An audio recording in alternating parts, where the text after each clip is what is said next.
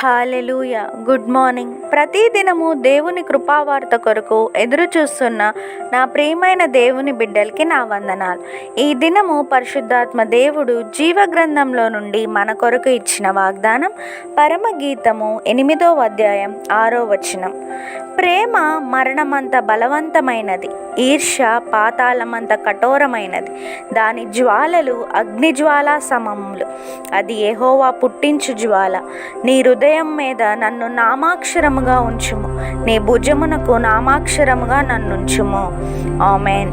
Verse of the day, song of Solomon, chapter 8, verse 6.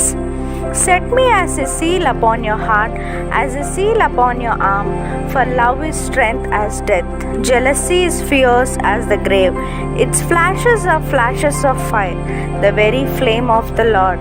Amen.